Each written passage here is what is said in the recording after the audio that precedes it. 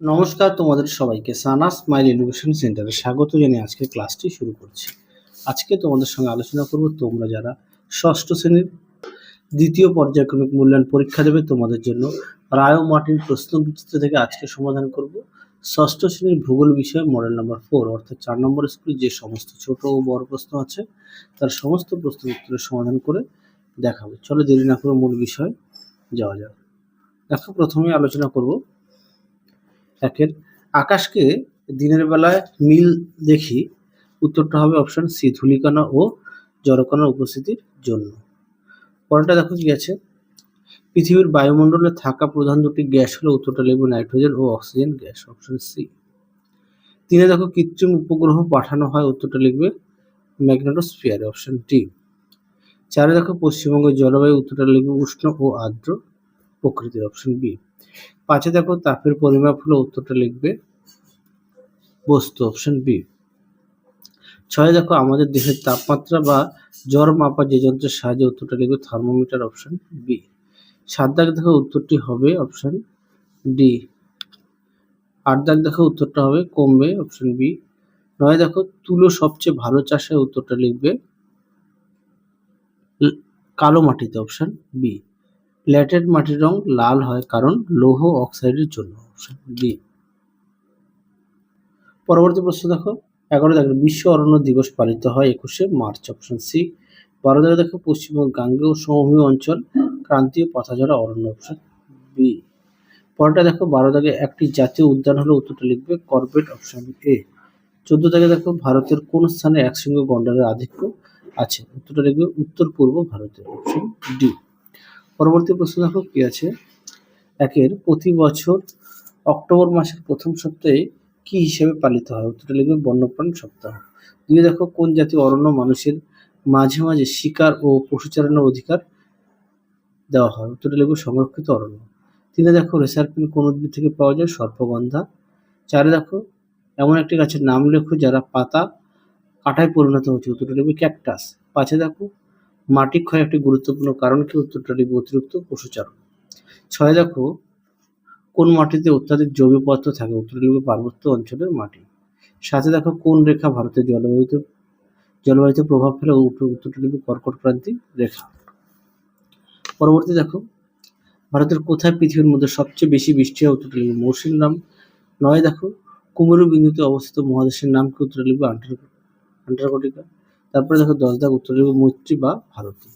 পরবর্তী প্রশ্ন দেখো কি আছে, 3 দাগের শীতকালে আমাদের চামড়ার টান ধরে কেন, দেখো প্রশ্ন উত্তর।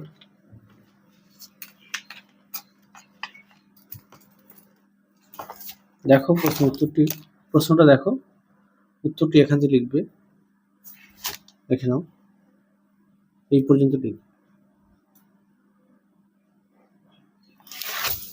পরবর্তী প্রশ্ন দেখো ঝড় ওঠার কারণ কি কি, দেখো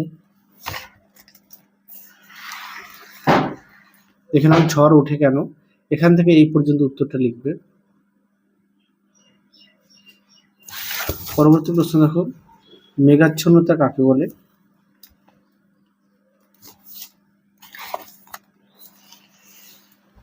দেখো মেঘাচ্ছন্নতা কাকে বলে, এখান থেকে এই পর্যন্ত উত্তরটা লিখবে। পরবর্তী দেখো মেঘাচ্ছন্নতা তাপমাত্রার উপর কি প্রভাব ফেলে, উত্তরটা লিখবে দিনের তাপমাত্রা কম থাকে। চারে দেখো চরমহাপন্ন ও সমাপন্ন জলবায়ু কাকে বলে, দেখো এই প্রশ্নের উত্তরটি তোমাদের পাঠ্য বই থেকে দেখায়, যার পৃষ্ঠা নম্বর হচ্ছে 89।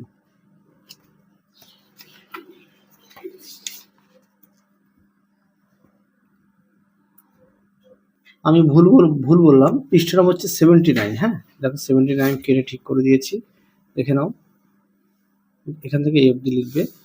পৃষ্ঠা নম্বরটা দেখে নাও পাঠ্য বইয়ের 79। 5 দাগ দেখো, 5 দাগের প্রশ্নটা দেখো নাতিশীতোষ্ণ অরণ্য থেকে প্রাকৃতিক পরিবেশ, নাতিশীতোষ্ণ অরণ্য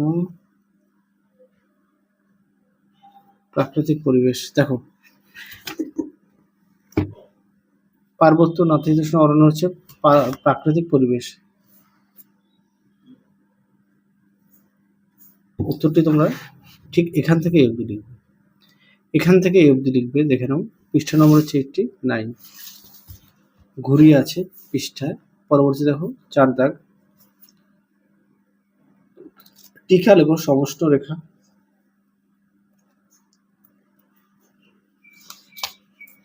দেখো এখান থেকে এই অবধি লিখবে উত্তরটা, ঠিক আছে?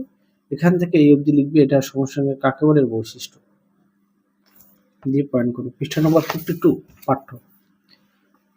তারপরে দেখো আবহাওয়ার পূর্বাভাস কিভাবে জানা যায়?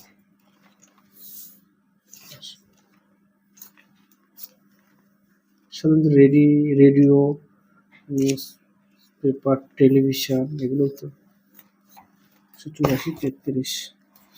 দেখো তোমার উত্তরটি এখান থেকে এই পর্যন্তটাও লিখবে, টিভি বা খবরের কাগজ। হ্যাঁ, এখান থেকে এই পর্যন্ত লিখবে। পরবর্তী দেখো বৃষ্টি কিভাবে হয়? 168, দেখো বৃষ্টি কিভাবে হয়, উত্তরটি এখান থেকে লিখবে। পাঠ্য বইয়ে পেয়ে যাবে 49 পেজে, পাঠ্য বইয়ে পেয়ে যাবে 49 পেজ। পরটা দেখো 4 দাগ, আন্টার্কটিকার জীবজগৎ, এটা পাঠ্য বইতে 41 নম্বর পেজে পেয়ে যাবে। তো দেখিয়ে দিই, পাঠ্য বই 41 পেজ। দেখো আন্টার্কটিকার জীবজগৎ, এটা পরীক্ষায় পাবেই পাবে, খুব গুরুত্বপূর্ণ প্রশ্ন, অনেক মডেল সেটে দেওয়া আছে। পরটা দেখো আন্টার্কটিকা বৈজ্ঞানিক গবেষণার জন্য পৃথিবীর সব দেশকে কোন 3টি শর্ত মানতেই হবে? দেখো বিজ্ঞান গবেষণা, তোমরা এই প্রশ্ন উত্তরটি পেয়ে যাবে 42 পেজে। হ্যাঁ, পাঠ্য বইতে 42 পেজে পেয়ে যাবে। পরবর্তী প্রশ্ন দেখো 5 দাগের, যার প্রশ্নের মান হচ্ছে 5। একে আছে উষ্ণতা অনুসারে বায়ুমণ্ডলের বিভিন্ন স্তরগুলির চিত্র সহযোগে ব্যাখ্যা করো।